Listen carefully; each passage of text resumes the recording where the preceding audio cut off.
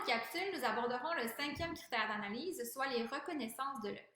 Longtemps fondée sur une hiérarchie des genres héritée des anciens, la valeur des œuvres littéraires était d'abord établie en fonction de leur appartenance à un genre plus ou moins noble, ensuite par rapport à leur qualité intrinsèque, évaluée par rapport à leur respect ou non des règles inhérentes à leur genre.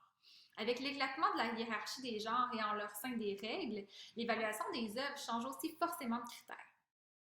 Bien que les arts autochtones, dont la littérature orale et ses traditions, existaient déjà depuis des millénaires, ils ont connu une véritable renaissance depuis les années 70.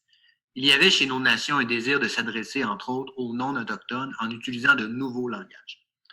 La littérature écrite offre aux membres des premiers peuples et aux alliés allochtones qui traitent des questions autochtones dans leurs œuvres la possibilité de nommer et d'affirmer des repères culturels propres à ces groupes, en plus de faire voler en éclats les images figées et romanesques longtemps créées et employées par une approche colonisante. Puisque ces questions sont complexes, nous sommes d'avis que le critère qui porte sur la reconnaissance de l'œuvre vient permettre une validation de l'œuvre plus objective en ne niant pas son contexte particulier et les questions sensibles qu'elle peut soulever. Le milieu littéraire autochtone francophone est un milieu en pleine effervescence, mais n'est pas encore aussi grand que le milieu littéraire québécois, par exemple. C'est donc un milieu où tous les acteurs se connaissent et où toutes les communautés autochtones reconnaissent les gens issus de leur milieu. Nous pouvons donc à ce stade nous poser les questions suivantes. D'abord, l'œuvre a-t-elle gagné des prix?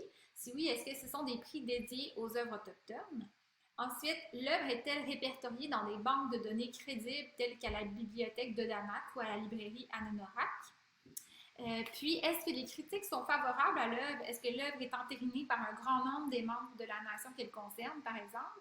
Et finalement, recommande-t-on l'œuvre dans Internet sur des sites spécialisés ou universitaires, par exemple, ou sur les réseaux sociaux, comme sur des groupes concernés par les questions abordées dans l'œuvre? Si vous répondez oui à l'une de ces questions, l'œuvre reçoit une bonne appréciation pour ce cinquième critère. Comme pour n'importe quelle œuvre littéraire, au fond, c'est par la reconnaissance des pairs, notamment, qu'on est plus à même de jeter un regard appréciatif sur celle-là.